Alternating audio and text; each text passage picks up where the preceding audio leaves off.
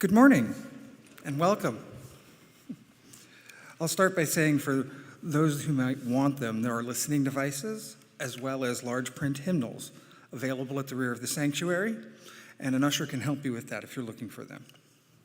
Now, since it is Easter, there will not be any religious education classes this weekend, nor is the nursery being staffed. All babies, children, youth, and adults will be part of the worship and welcome. Let us all remember that the sounds and gentle movements that come with our children in worship are signs of a full community of sweet and loving humans. Really, I mean it. Lean in, enjoy.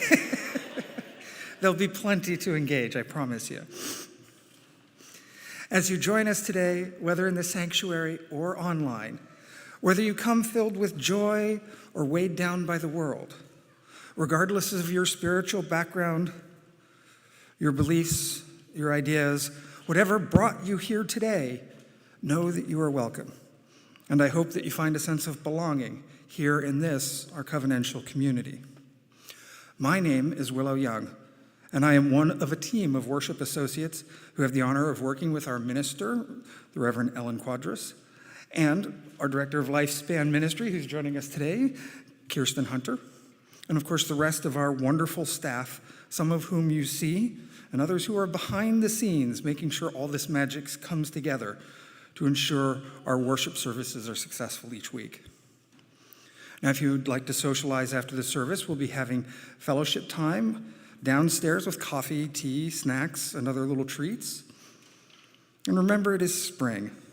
And as new life is beginning to emerge around us, we may notice the power of the seed, the power of something that is small to unfold into something very large or powerful or beautiful. Plants and animals emerge that way. So do ideas and values. On this Easter service for all ages, you will be invited to celebrate birth and rebirth, and to reflect on the seeds we each plant and what beauty and power might emerge from that which we sow. And now we'll have some announcements. Good morning and happy Easter. Thank you. We have some serious egg logistics to talk about. This year we are having 2 Easter egg hunts. One will happen during worship, and so Reverend Ellen will tell us when it's time for all the kids to go downstairs together for an egg hunt that will bring the eggs up for the adults. And the other egg hunt will happen right after worship, and for that one, we'll meet right out on the steps outside. So we'll go right out those doors, and please wait on the steps because we have special instructions for that. So if you brought a basket, great, and if you didn't, we have some for you to borrow. So that's the egg logistics. Also, next weekend, on April 16th, we'll have a pancake breakfast right downstairs before worship. It'll be a delicious fundraiser for our senior youth group who will be raising money for their racial justice learning trip to Alabama. So come early at 8:30 and have some pancakes.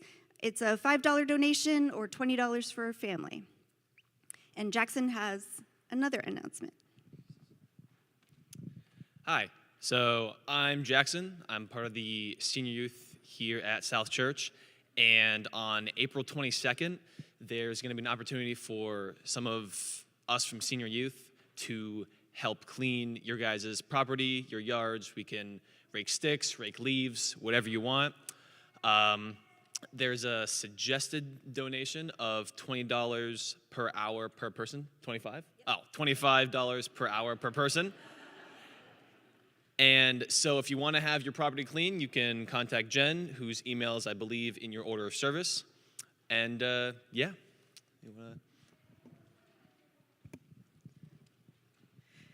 And 2 more short announcements. I'm Robin Schnell of the Social Justice Associates, and after that pancake breakfast and after the service, there's going to be a showing of a film about the doctrine of discovery, followed by lunch and a discussion downstairs. So the movie's up here, lunch and discussion downstairs. If you're coming to the lunch, please register, and you do that so we have enough soup. You know, we don't want to say, sorry, no soup for you.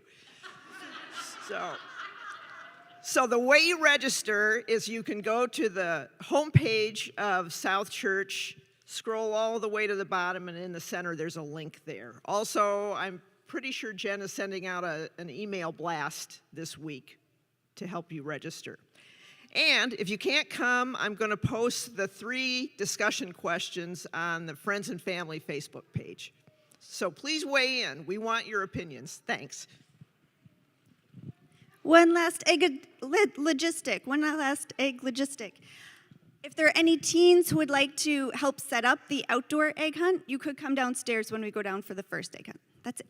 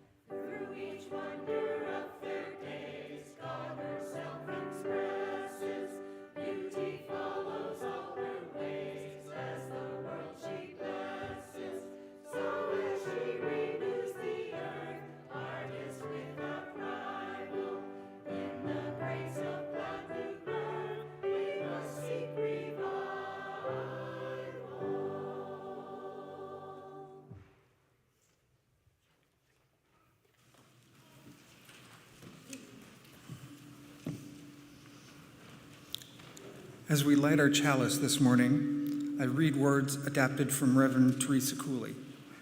A little bit of feedback.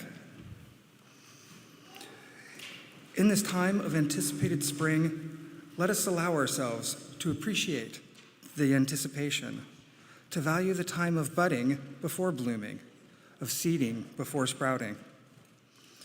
As we move from winter's harshness toward the warmth of spring, as we emerge from the dark and dormant time of cold to the emerging of new light, perhaps we can move too, from where we felt resistance, from wherever we felt blocked, and into a time of emergence, the emergence of that which is eternal, which we see every year, but still need to be reminded to see it in a new way. Let us allow spring to emerge around us and through us, that we may appreciate the truth, may appreciate the true mystery of rebirth and renewal. I invite everyone to join us in the reading of our mission statement as printed in your order of service.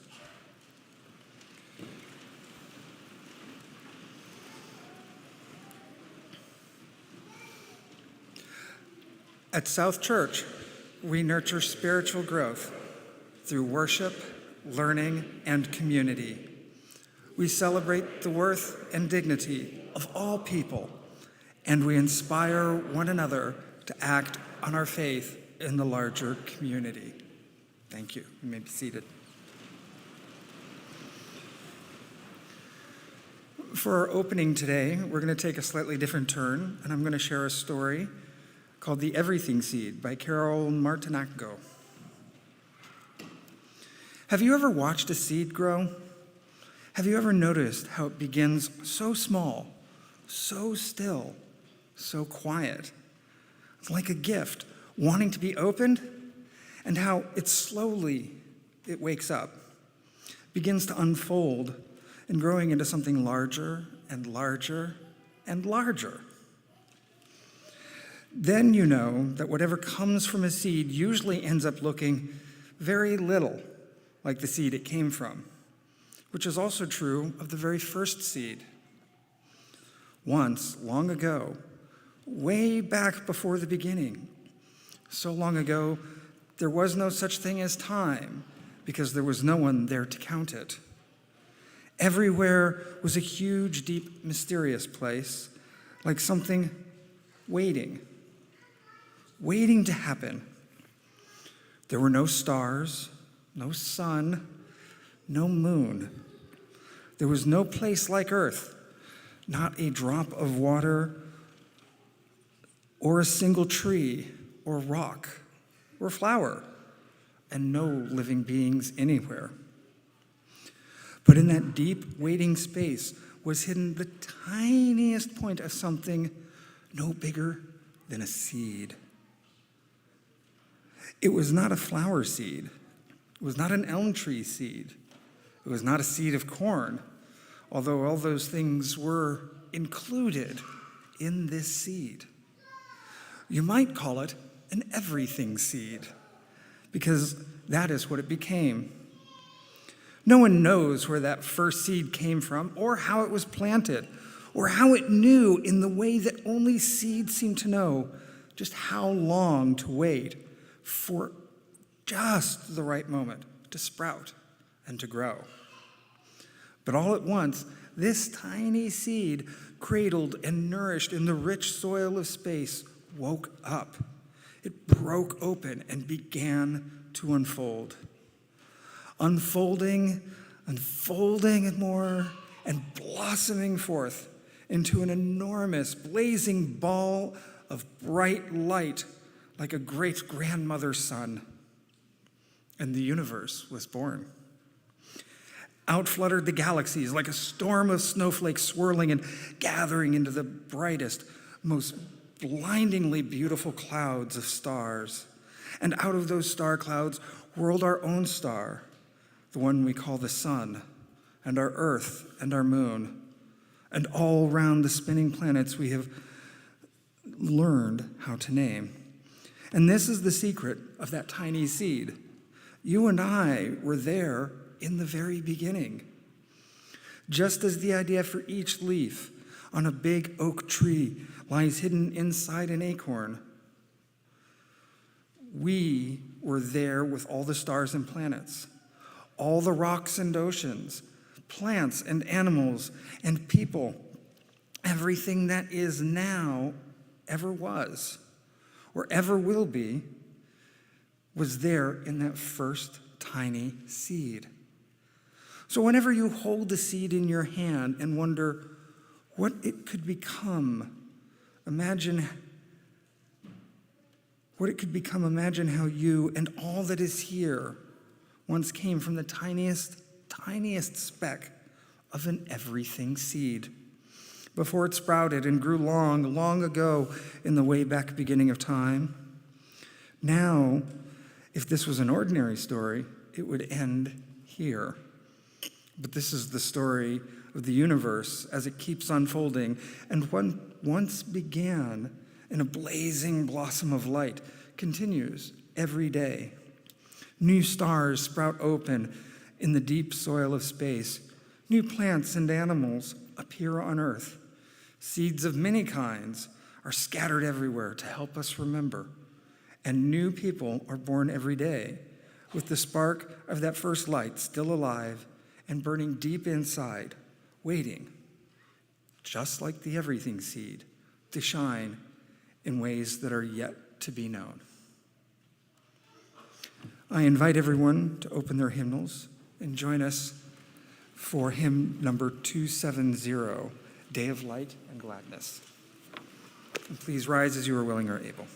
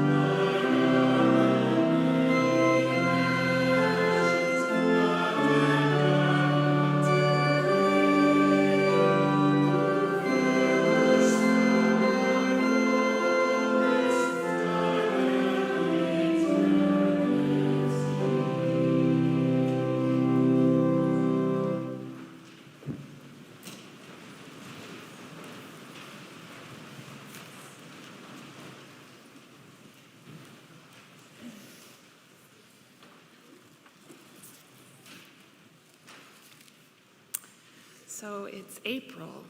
It's spring, and we are seeing seeds of life beginning to sprout all around us.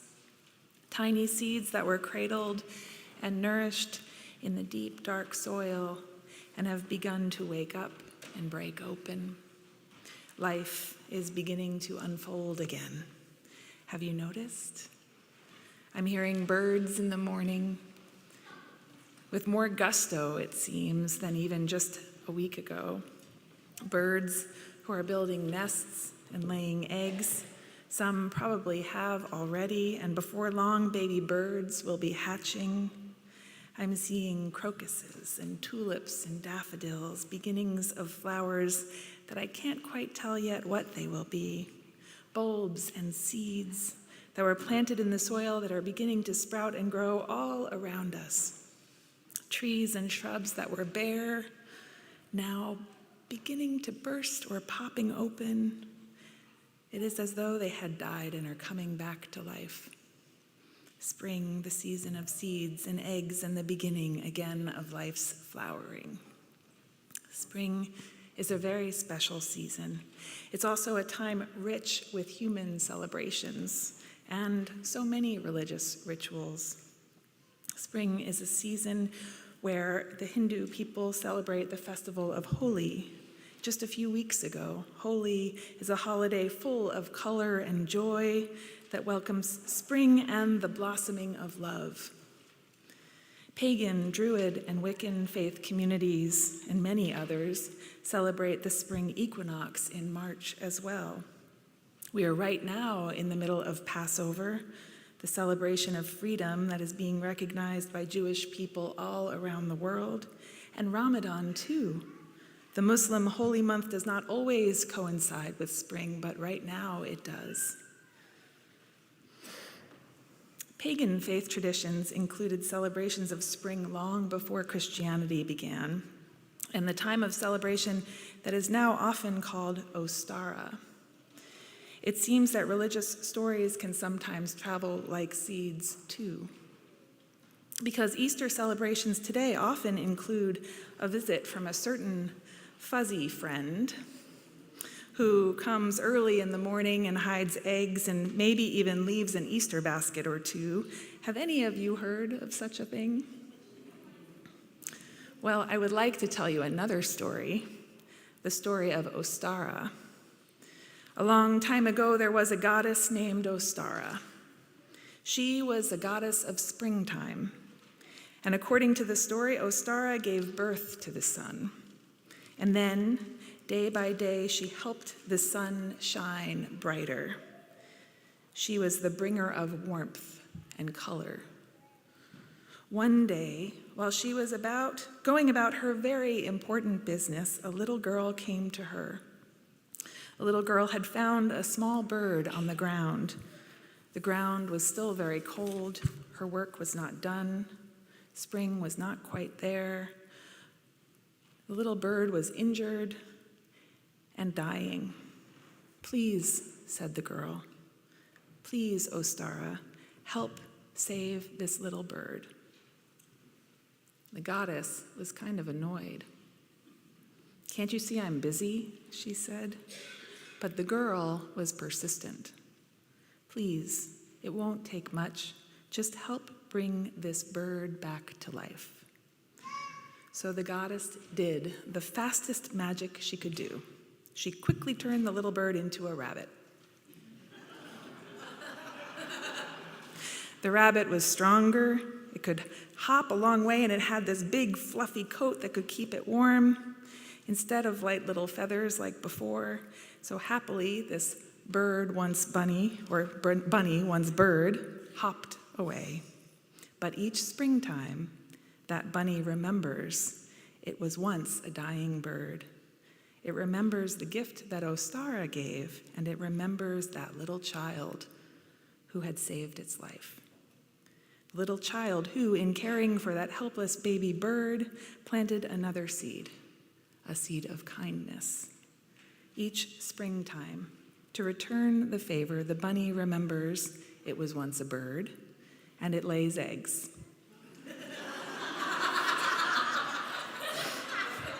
But not just any eggs. It lays colorful, beautiful eggs to honor the colors of springtime that Ostara brings, a delightful response to that small child's actions to save its life, a flowering of gratitude that grew out of that first seed of compassionate help by a little girl.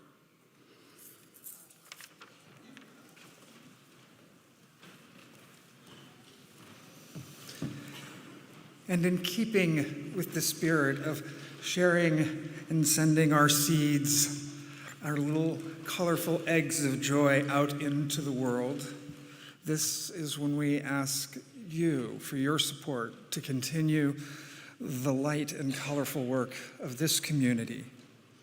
And in this month of April, we are sharing our collection with the Dover Children's Home, a nonprofit intermediate level residential community program designed to provide a wide array of community-based services for youth 10 to 20. Dover's Children's Home strives to provide youth and their families with as many opportunities as possible to experience success, personal growth, and maybe a few colorful seeds along the way. Thank you for your thoughtfulness. We will now take up the morning's offering.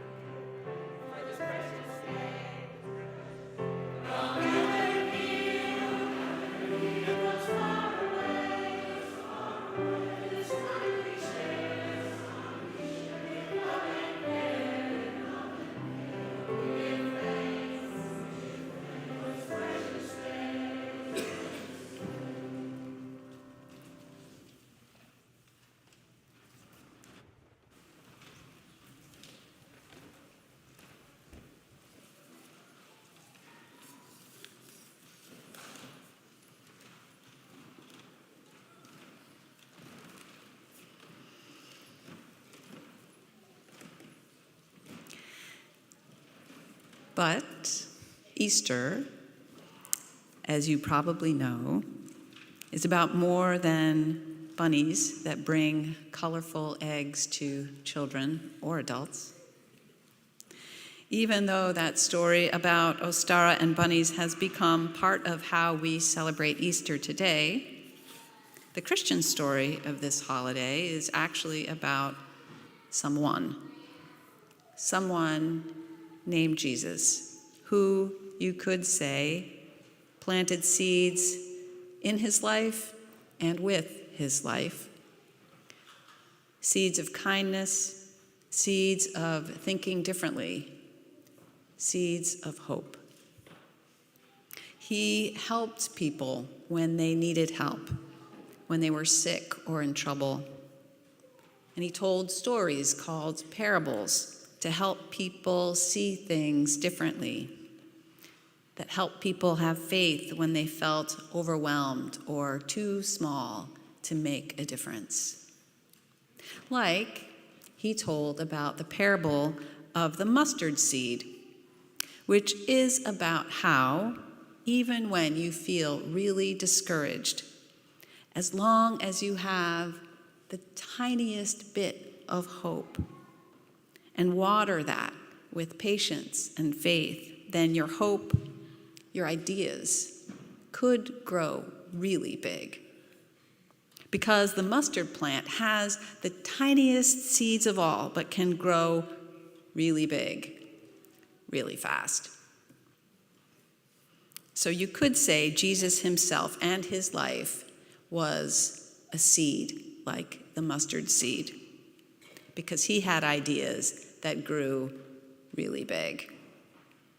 And they were ideas that were really different, countercultural, unlike anything other people were thinking about at the time, like forgiving your enemies, like the poor are particularly blessed, like we should turn the other cheek when someone is mean to us and return kindness for hatred.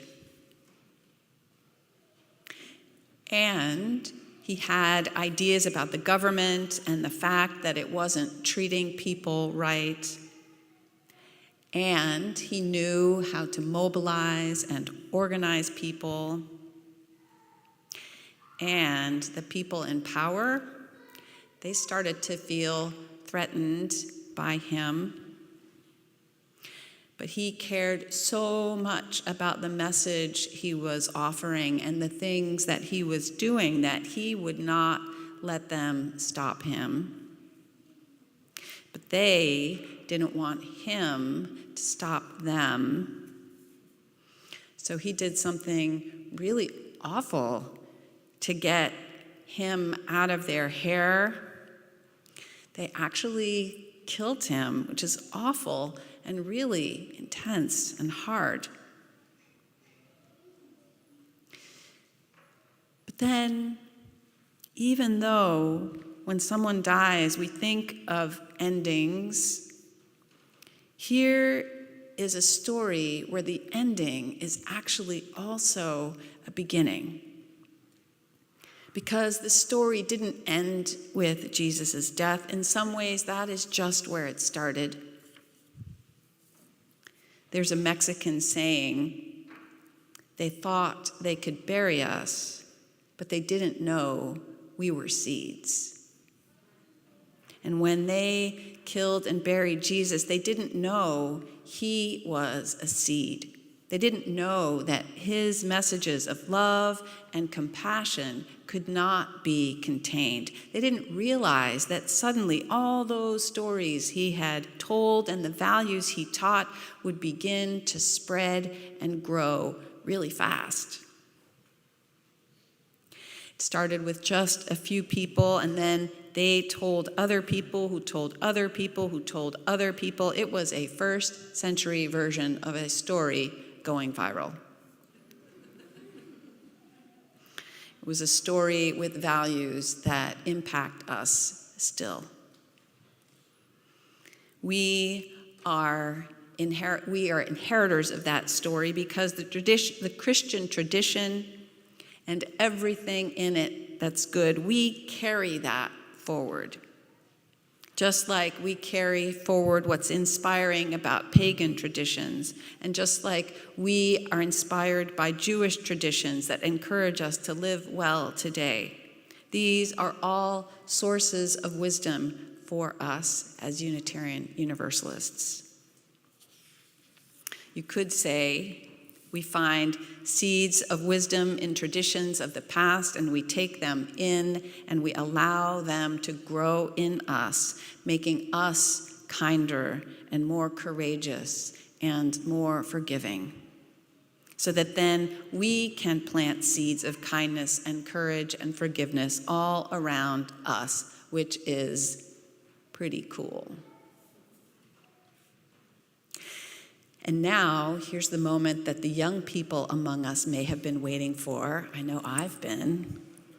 Because there are some eggs, I understand, hidden downstairs for this first of 2 Easter egg hunts. And those eggs contain seeds for all of us.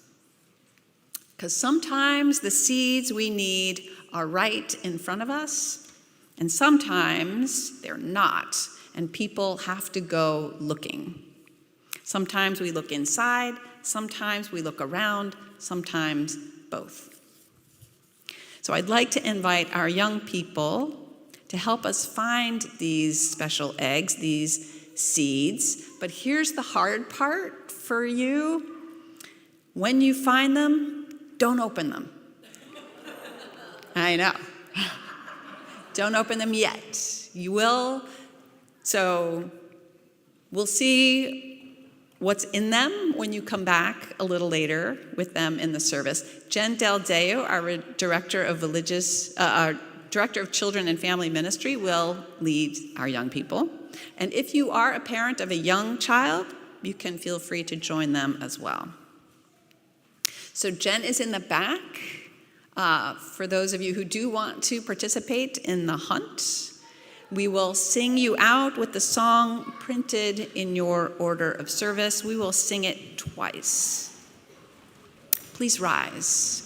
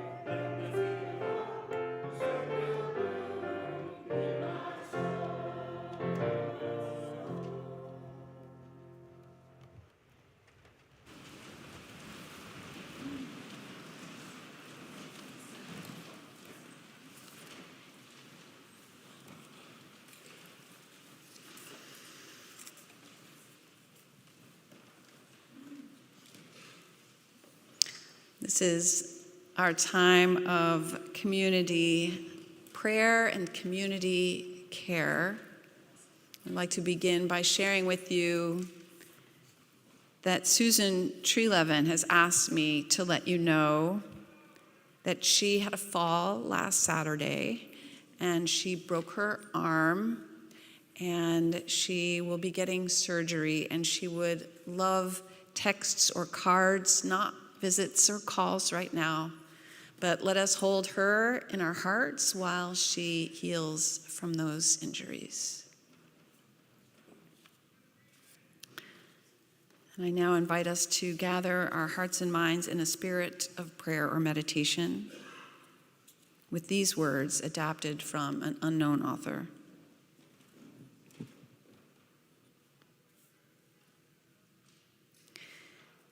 There, a bold green shoot pressing up, tender from dry-looking ground or an inhospitable crack in the pavement. foolish thing, likely to be crushed underfoot, but there it is. And in it, the energy and spirit of life driving forward through the worst of circumstances. Spirit of life, grant us the courage of grass. Let us feel the energy that courses through all creation in our own hearts. Sometimes the world brings days of sunshine and joy to us and those we love. May the beauty and joy of the world open us to that energetic source. Sometimes the world brings us days of difficulty when sorrow or pain touch our lives. May we lean into life's challenges and reach out in compassion, offering or seeking a shoulder to lean on. Source of all love and light,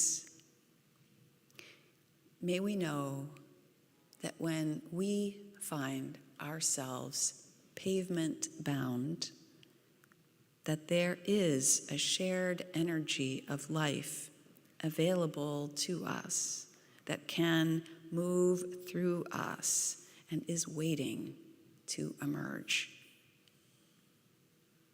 Let's take a few moments now of quiet reflection, meditation, or prayer.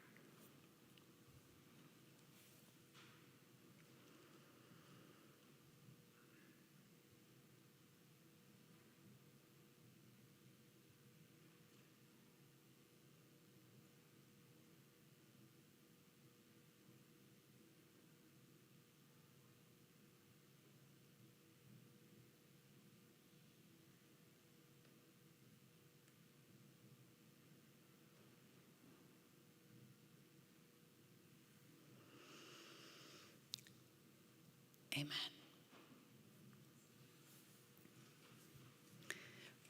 Within this energy of possibility that we create with one another, I invite you to hold your personal prayers that are in your heart, honoring your joys and sorrows through the lighting of candles. We will, in that way, publicly acknowledge what is in the privacy of your heart. If you would like to participate, please come forward and light a candle as the music begins. We will invite people to come around to the outer aisles. Remember, too, if you are going through a difficult time, we are here for you if you need us. Please fill out a card that's in your pew, and you can place that in the basket on either table, or you can come find us after the service. We are here for you.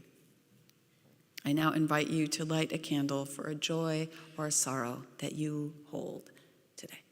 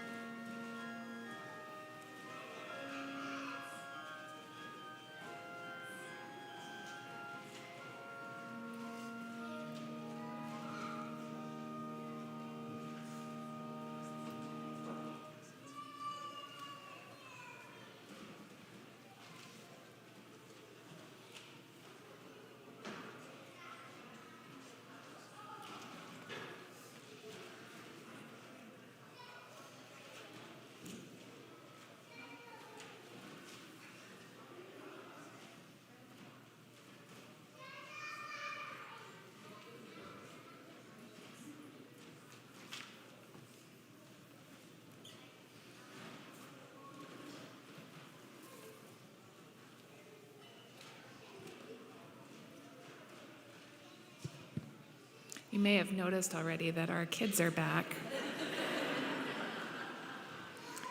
So young people, I've noticed you've returned from egg scavenging. I hope that the hunt went well. I want you to know that among the eggs, there are special ones for you.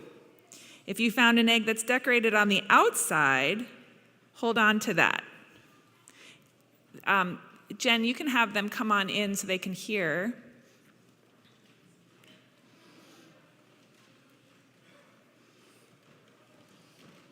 So as children come inside, the eggs you have that are solid colors, the ones that are solid colors, you're going to give to adults you find in the congregation. The decorated ones keep for yourselves. And if you receive an egg from one of the children, you can feel lucky. Hold on to it for a time. Still don't open it. Even adults need to hold on.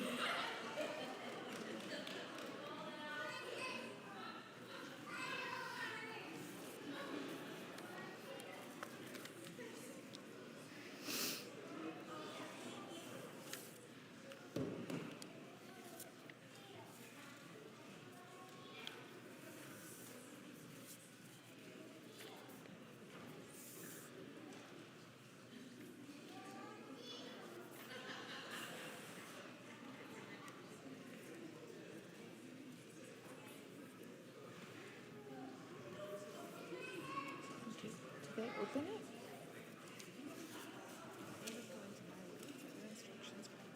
No, later that comes later. About 1 in 3 adults should have an egg.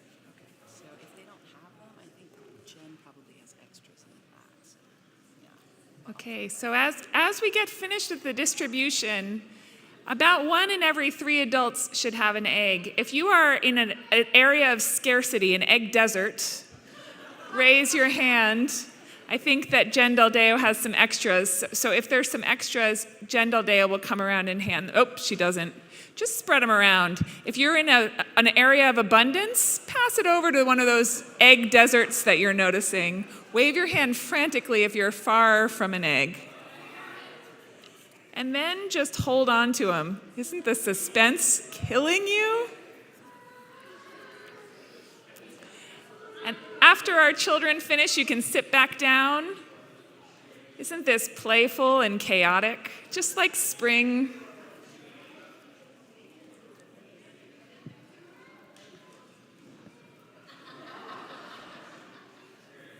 It is Easter, a time we celebrate life. The coming back of life when eggs are being laid, which will eventually hatch into baby animals, as we've said, with all kinds of seeds sprouting everywhere. Easter is all about seeing that which is dead or appears to have died come back to life. It's about fresh possibility, hope, and renewal. And we too, can come back to life in our lives. We too are seeds of all kinds. We started out as part of that everything seed, and we are part of its unfolding. Which leads to a question for us to consider: what kinds of seeds are we planting? What seeds are we sowing with our lives?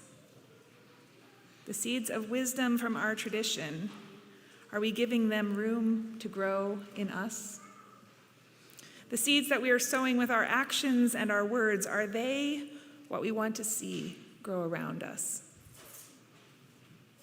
There is a line in the Christian Bible about reaping what you sow, which basically means whatever you plant, that's what you'll see more of. If you plant cabbage seeds, you will grow cabbage. If you plant grass seeds, you will see grass. If you plant pineapple seeds, it's pretty unlikely you'll end up with bananas. And since everything starts as a seed, every idea, every plan, every country, this church, since everything starts as a seed, it is good to think about what kinds of seeds we are planting. Am I planting seeds of kindness and trust with other people? Or am I planting seeds of suspicion or resentment or anger? Am I planting seeds of appreciation and thoughtfulness? Am I tending to the seeds of my passions and hopes to all in my life that I want to see flourish and grow? Sometimes we wait for life to deliver something good, but life may be waiting for us to start planting. And we forget sometimes that once we've planted, we need to wait. We need to have patience with those unopened eggs. So hard. We can't pull up the plants by the roots to see how they're doing. We forget sometimes we have to plant and water and tend and wait, and we forget sometimes that planting things, sowing seeds, requires us to let go of the seeds we're holding on to. We have a tendency to think we should hold on to things that are of value to us, not realizing we may actually need to sow what we want to reap, need to give away what we might want to germinate and flourish, may need to open our hands and scatter freely and generously around us. We now have eggs scattered about the sanctuary, and if you got an egg as a young person, I think they've already gone. I don't know where they went. Hopefully they're opening those special eggs. This would be the moment to do that if they haven't already. They're tiny little gifts for them, a little celebration of them. And if you are an adult holding on to one of those eggs that the children found, now is the moment to open that and distribute to those around you what you have found inside.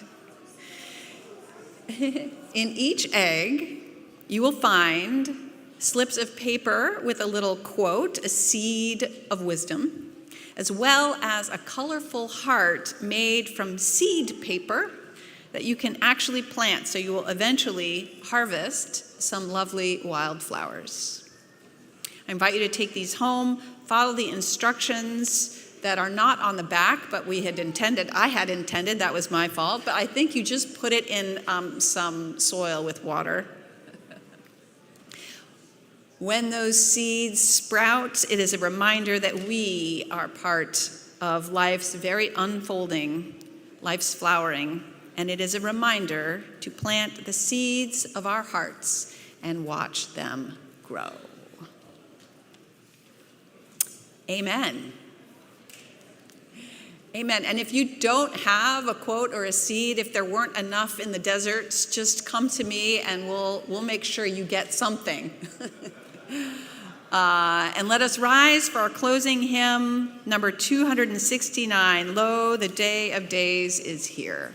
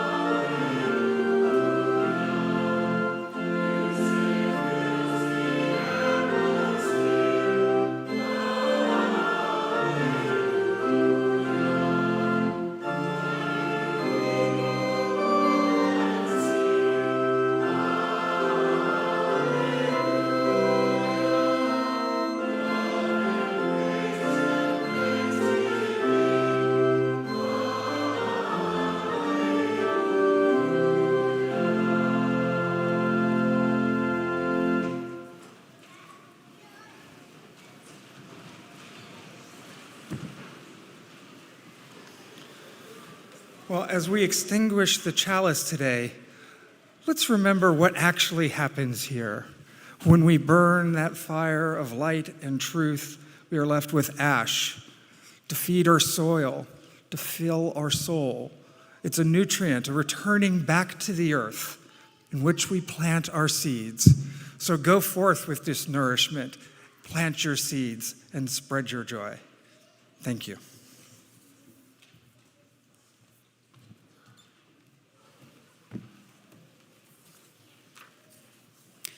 One secret of that tiny seed: you and I were there in the very beginning.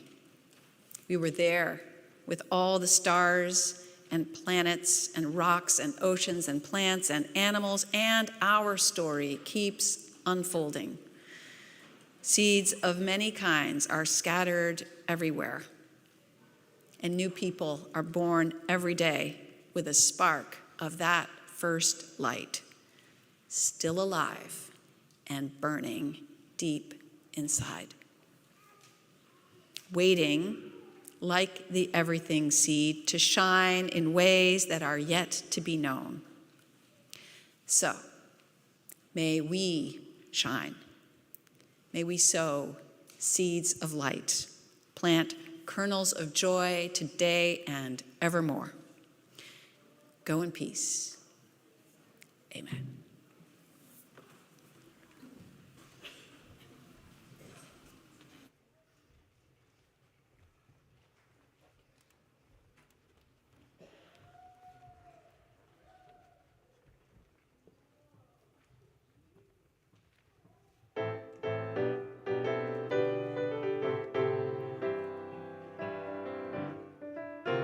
Rejoice and sing with your voices, and let's join the celebration that freedom brings. In your heart.